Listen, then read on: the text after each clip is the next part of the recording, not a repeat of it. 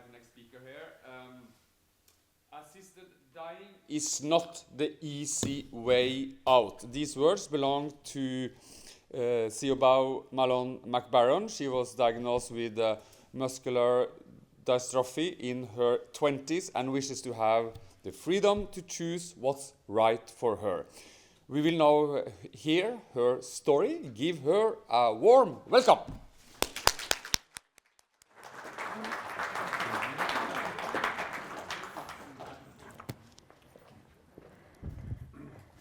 Siobhan.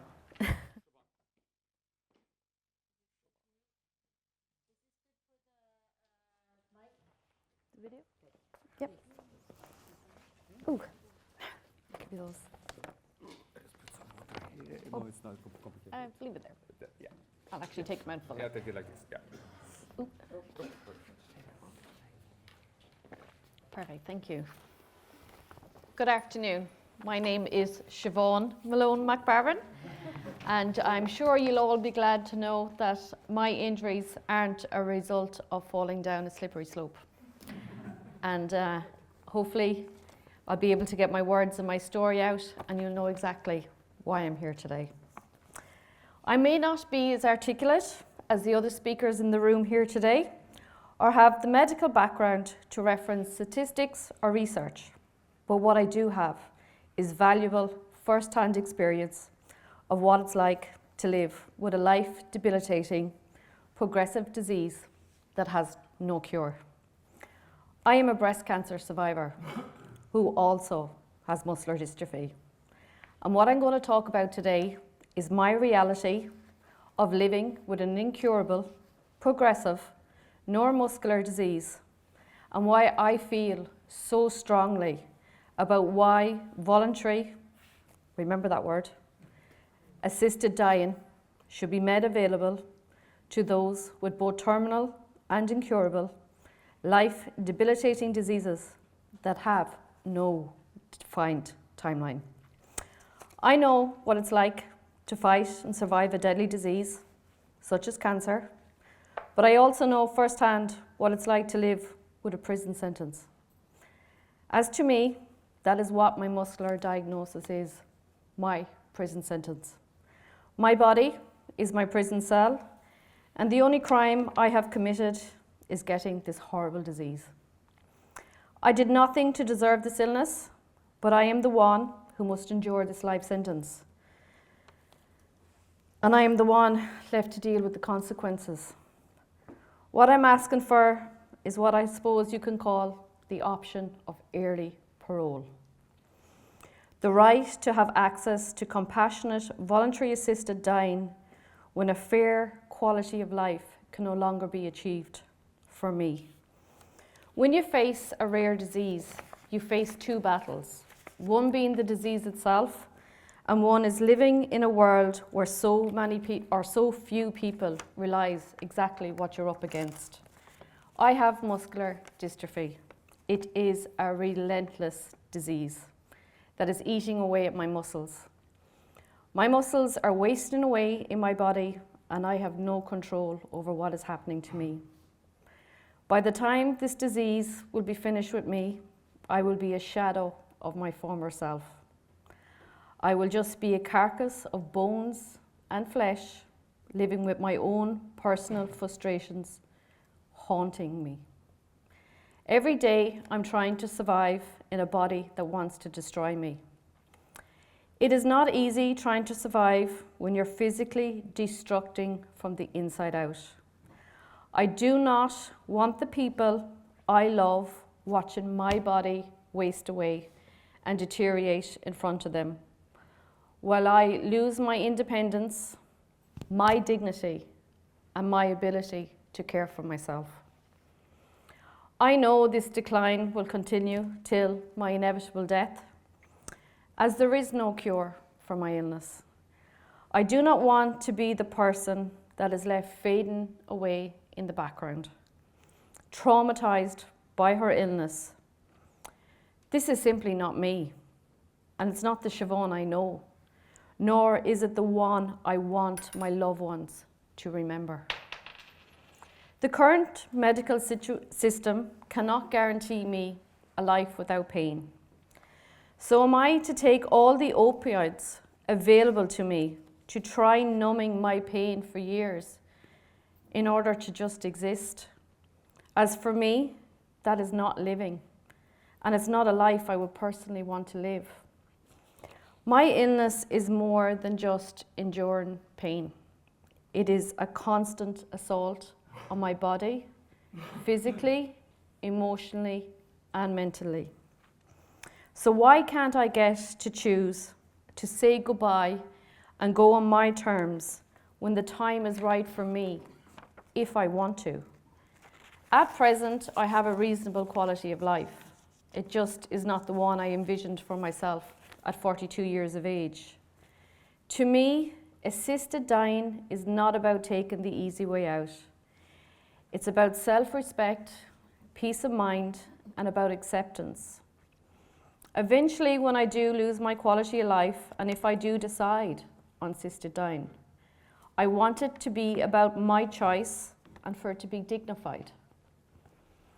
At the end of the day, it's about having self-respect for oneself and wanting dignity when quality of life can no longer be achieved. When every day is one filled with physical pain and turmoil. When there is no longer any hope. The thing about dealing with an illness like mine is, I know I'll never be in remission. I will never be cured. And I am fully aware that I will have great days and horrible days and everything in between for the rest of my life. I'm used to trying to manage my pain and fatigue, and that alone is not an easy task. Yet, the continued loss of my mobility and of my independence is an unusual form of grief that is ongoing and difficult to comprehend. It is hard to accept that you are slowly losing your quality of life and accept a future knowing it is one with even more pain and despair to be endured. I do not want to exist in a world where I'm exhausted, in constant pain, and haunted by the memories of the old, healthy version of myself. The day my husband and I got married, we took our wedding vows seriously, and we meant them. We both exchanged the words, for better, for worse, in sickness and in health, to love and to cherish, till death do us part. I'm happily married to my soulmate, who is my partner in life. However, as it stands, without legislation, in my home country of Ireland, to have the freedom to choose voluntary assisted dying, just like you, I too will be forced to travel abroad to seek medical voluntary assisted dying. When this time comes, will my husband face conviction as my partner in crime? Will he end up serving a prison sentence in trying to help his wife, whom he has loved and cared for, in trying to exit this world with dignity and peace if I am forced to travel abroad? Or, alternatively, do I have to consider my other options, which in all honesty, no one wants to even contemplate, purely out of sheer desperation? Can I ask you to consider this one question? Should my kind, caring, and dutiful husband be judged and punished by giving me my peace and freedom and setting me free from my prison sentence of a life filled with pain and suffering, only to end up serving a prison sentence of his very own? We have already had to mourn the loss of a life less lived because of this horrible disease, as it already has robbed me of so much. Dealing with the loss of my mobility and independence, but not only mine as an individual, but me as a daughter, friend, sister, aunt, and a wife, has been extremely difficult. Over the years of having to endure pain and fatigue, I know all too well I am losing more and more of myself to this horrible disease. This is not a pity story of me looking for sympathy. But this is not a Walt Disney movie or a fairy tale where happy endings exist. This is simply just my life and my reality. To me, courage means making hard decisions and being brave. I personally think the final stage of accepting any incurable illness or a terminal diagnosis is surrendering to it, as none of us are going to live forever. What are the benefits of dragging out someone's pain, misery, and suffering when the end result is death anyways? Death comes for us all eventually. There is no escape in that scenario. I cannot control the progress of my disease, but I should be able to control when and how I die. All I want is the option to be able to choose my final last steps when my suffering becomes intolerable. I should be able to say when enough is enough for me. We fight every day for a life with dignity, so why not fight for the right of those wishing to die with dignity? For those who are like me, who live daily in pain, in turmoil, with no hope or cure. Compassionate legislation should be included for life-debilitating conditions that have no cure or treatment, that have no defined timeline. A life being heavily dependent on opiates and antidepressants is not living, when all it ends up doing is adding longevity to unbearable suffering. Nobody really wants to die and leave loved ones behind. Sometimes it comes down to wanting peace of mind and control in a world that challenges you daily. When you are in unbearable pain and where you no longer have a quality of life, I just want the option, the freedom of choice, and to have control over my body and what happens to me. This is my life, my body, my suffering, my disease, which I must live with. It is me who must get up every day, put on a brave face, and try and keep going. So why can it not be my choice when I have endured enough, when my strength, stubbornness, and patience runs out, when I am too tired to stay fighting? Living is what you get to do every day. Dying, you only do the once. So why not be given the choice to do it with dignity in the comfort of your home country, surrounded by your family and friends? I have asked the Irish government, and today I'm here asking your Parliament members, and especially the people who it represents, to please listen to my words here today and to be compassionate of my circumstances and others like me who are living with life-limiting, incurable conditions. Allow us the opportunity, if we choose to do so, to apply and be assessed rather than exclude us from legislation for voluntary assisted dying. You have no idea what strength it takes to wake up each and every day to do battle with your own body. And for this reason, I ask for compassionate legislation to be in place to help me and others like me for when our strength runs out. Please let us be surrounded by our loved ones and depart this earth in peace on our own terms, when we can no longer achieve a fair quality of life.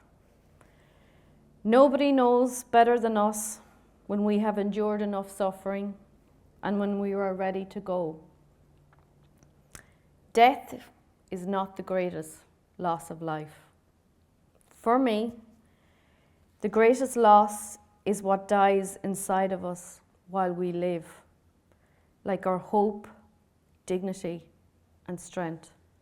Thank you for taking the time to listen to me today.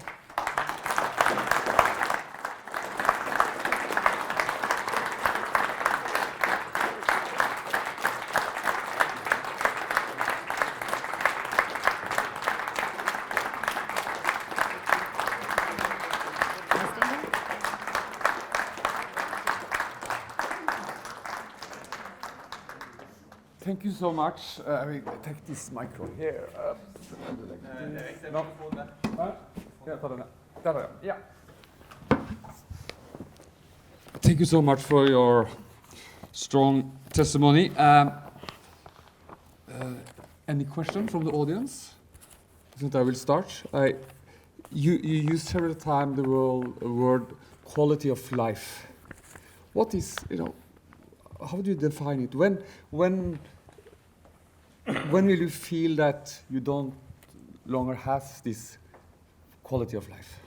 I think firstly, to start off to answer that, quality of life and dignity is very individual to that person.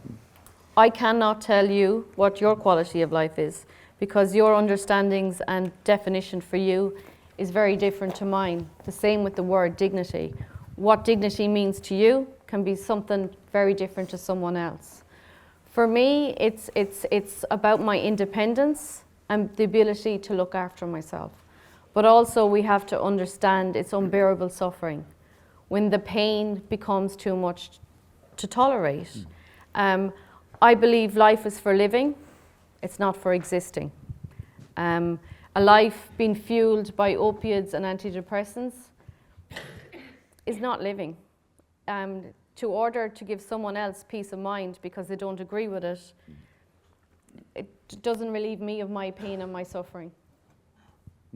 And you don't know yet when will you reach the level that you don't have the quality of life. This is something you will feel when you are there. Yeah, muscle dystrophy, there's many different types, but the progression for the disease is individual to each case. The doctors cannot give me a time scale. It could get very aggressive very, very quickly, or it could be a very long, slow and dragged out process. But it's not a terminal diagnosis. It's something I have to live with while I'm still on this earth. Any questions from the audience? Noen spørsmål fra salen? You still have time. Ja, hvordan relasjonen til legen? Hvordan føler hun at relasjonen til legen i dag? How is your relation with your doctor today? GP. I have a good relationship with my doctor. He knows my disease is incurable, and he understands where I'm coming from.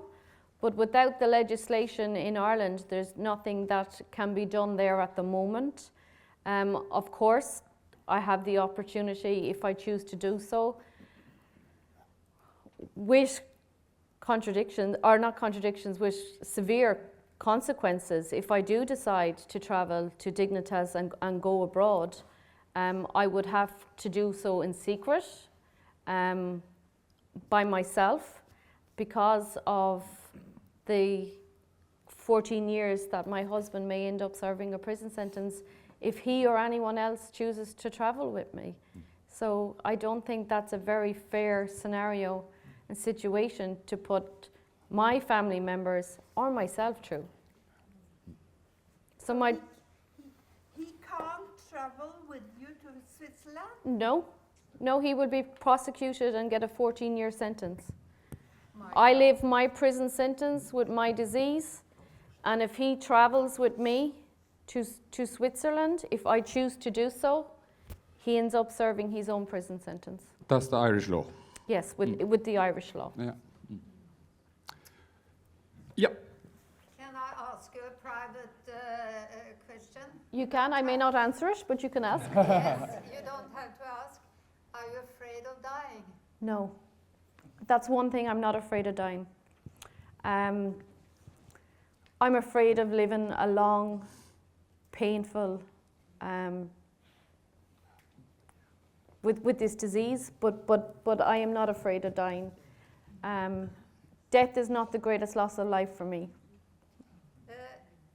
Many years ago, I can't suddenly not remember his name, but I was at a big conference, and I met a man that had nearly died 2 or 3 times. He was, it was the thunder, a lightning that went through his phone when he was speaking in it. And they thought he was dead. And he had to go to the hospital. They put a blanket over him, and he went to the hospital. But then suddenly they saw that he hadn't died at all, but it was nearly. And he told me, I sat and had lunch with him, a very nice man, and he said, I didn't want to go back because it was so nice up there.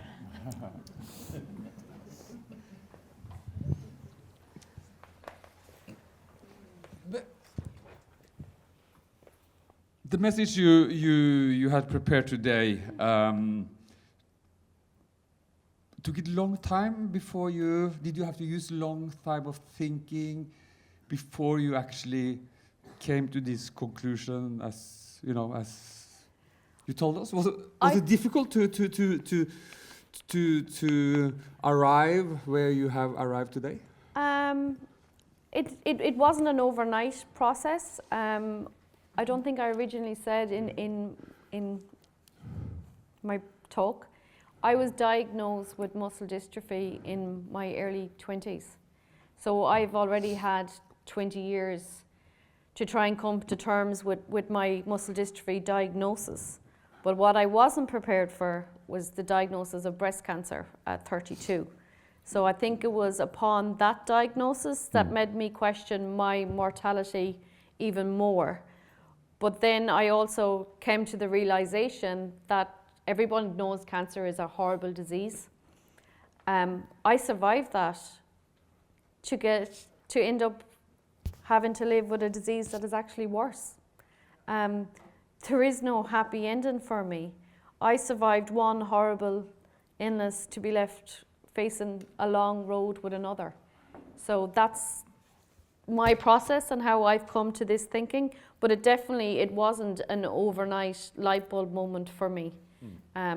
It's been a process, and I think a topic like this, you need time to evaluate. It took years. Yeah, but that's, I can only speak for myself and give my opinion and tell you my story. But for someone else that gets a diagnosis and they haven't had time to adjust to it, that is their right to decide. And they might have a light bulb moment. But that is why it's voluntary and it's individual, and it should be freedom of choice for that person. There is no right or wrong answer, whether I say, yes, I decided yesterday when I got my terminal diagnosis, or whether I've had 20 years. It's the individual, it's the patient. And this is what we must remember when we speak about legislation and bringing it in. We have to remember who this legislation is for and who it serves. It is the patient. And the patient should always be the person that you remember when you're talking about this. You do not appreciate your own health until it's taken from you. And I think you have to be very careful when you're addressing and speaking to other people who are sick, because I don't think it's right for someone to tell me how to tie my shoes when they're not walking in them.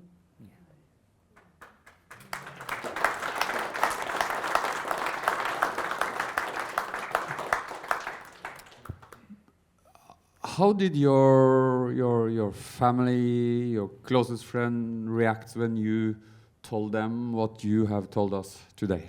I don't think they were shocked because they know me long enough. I've always been a little feisty. I think it comes with the size. And they don't call us the Fighting Irish for nothing. They weren't shocked. Initially, it did take them time to come round, but because they love me, they respect me. And I think to ask someone to endure agony without purpose is to disregard their humanity. What is the point in asking someone to endure the cruelty of a life-debilitating or incurable illness if it only serves the purpose of adding longevity to suffering? So I think it was harder for my parents because obviously they brought me into this world. But yeah, they support me because they love me. And when you love someone, sometimes the hardest decisions is letting them go. When quality of life can't be achieved. And it's also an important message that we also have to give relatives time to assume and to think. You know, it's not, we cannot expect that. You know, you didn't expect that everyone around you was going to say, yes, good idea, we are supporting you. You know, we also have to accept that it takes time. Yeah. We have to appreciate that you have a point of view, I have a point of view. We all have our own opinions. We don't necessarily have to agree with them. But all I can hope is that if they will understand, that person will understand. And if you really love someone, do you really want to see them suffer unbearably? Question? Yeah. I guess that was my question. We have to take this because we are recording this. I guess that was my question. How would you involve your family in your final decision, to put it that way? I'm not going to answer that question. I don't think that's appropriate. And I hope you respect that.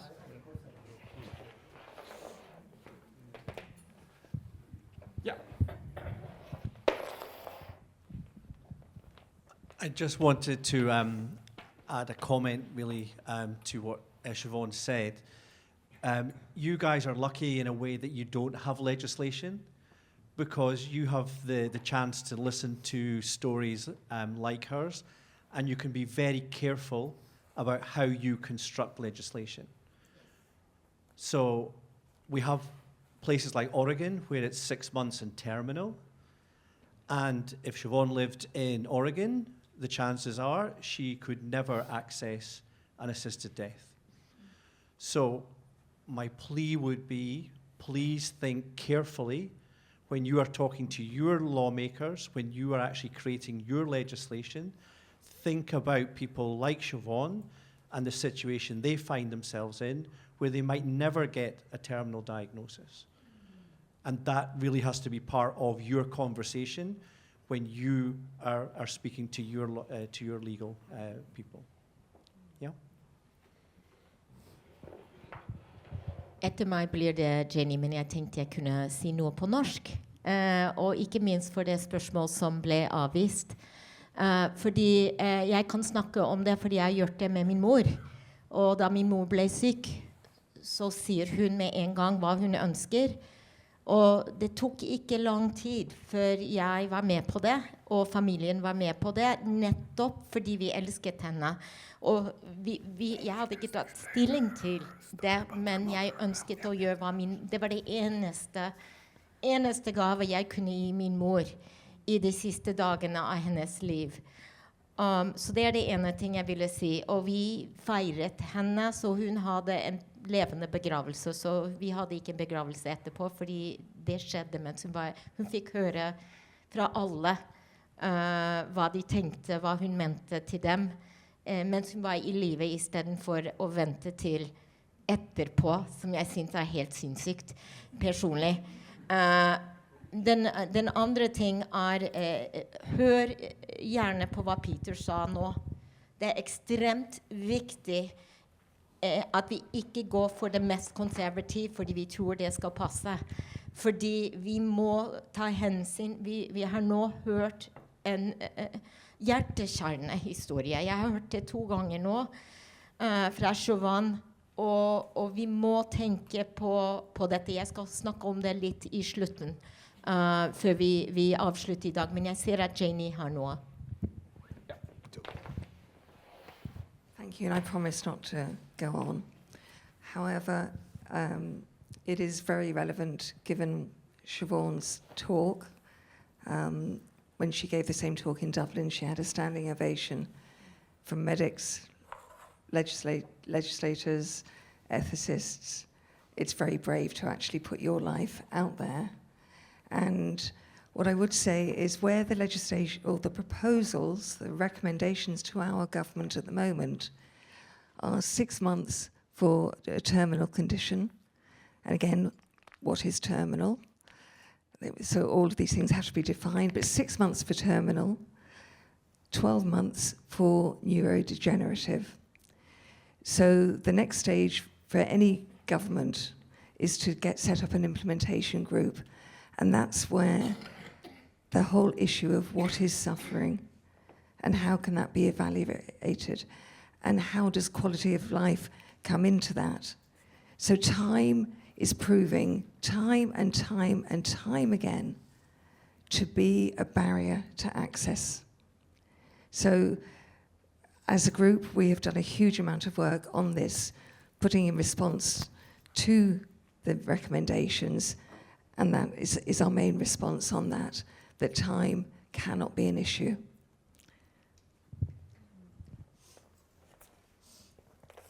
Is it a lonely fight, you feel, or do you have a lot of support? I have amazing support. I don't think I would have survived my cancer diagnosis without the support I have, let alone face this journey. I have an amazing husband, and I have amazing friends and parents who love me and family, but they're not living in my body, and they're not living with my pain. And though they support me, I don't think they will ever comprehend my journey. Until you're walking in my shoes, you have no idea. And I think we need to respect that. When we're talking to other individuals who are sick, you can have empathy, you can have compassion, and you can try and support and be there for them, but I don't think you will ever fully comprehend the road that they're traveling. And we heard earlier that it's stories like you, personal stories, who are moving us forward. But when you tell your story in Ireland and people who are disagreeing with you, what is their arguments? Or is it difficult to say against you because you are strong and you have your conviction? I definitely have conviction. I think conversations need to be had. Voluntary assisted dying is a sensitive topic that needs to get the respect in terms of conversation and dialogue. We need to be open. We need to have respectful conversations. I have no problem speaking to people, but know your facts. I'm a firm believer in facts, not fiction. There's too much fake news, and I think within a certain reason, the media needs to be held a bit more accountable about what they're publishing. There needs to be a duty of care. They're very quick to publicise fake news without fact-checking first.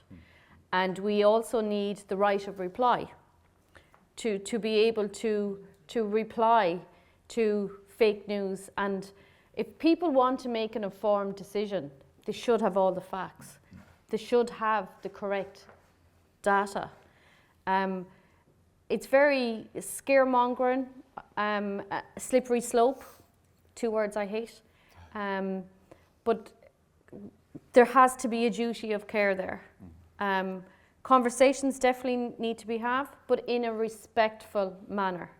And I also agree with what Peter said, and in terms of pick your battles, because you're going up against, for example, the church. They're never going to change their mind. And Ireland, is a very Catholic country. We have progressed a long way. As Janie said, we abortion, we have divorce, we have same-sex marriages. We have come a long way, but there's still a long road to be travelled. But they need to listen to the voices of the public. Societal opinions are changing, and they need to move with them and not be left behind.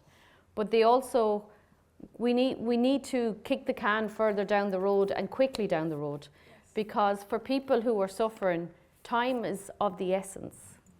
They don't have the time for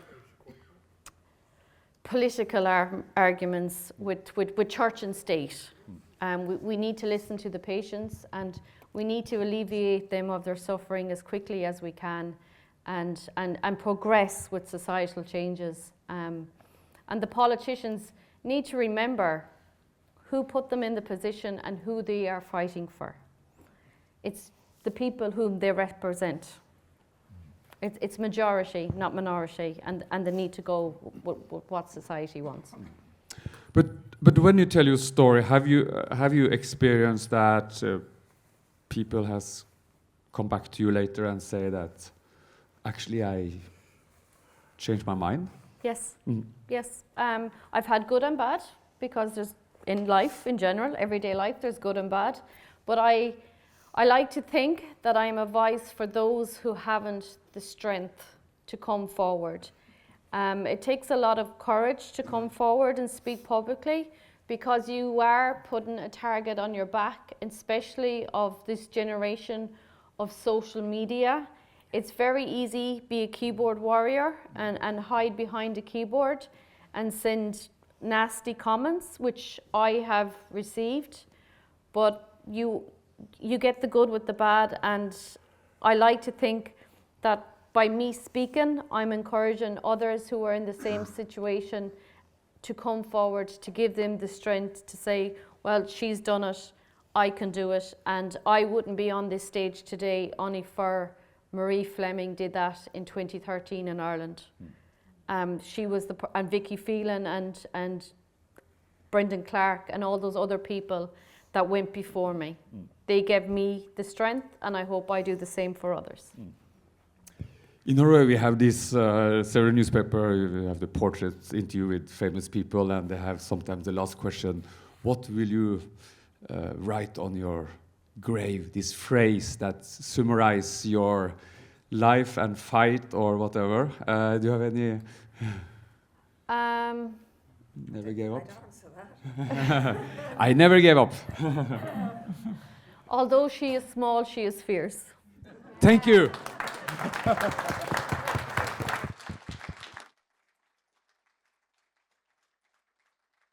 Thank you so much for your strong message, and I guess we learned a lot, everyone in the audience here. Vi har oversatt hennes tale på norsk, så det blir lagt ut i pausen. We have your speech translated to Norwegian, actually, so everyone can pick a copy, and så kan dere lese hjemme og kopiere opp og dele til andre. Dere tenker bør høre litt om denne sterke, overbevisende historien. Nå tar vi en liten pause før vi skal ha politisk debatt om hva man nå bør gjøre på Stortinget. Så gå ut og ta en liten kaffekopp, og så er vi tilbake her om 10 minutter.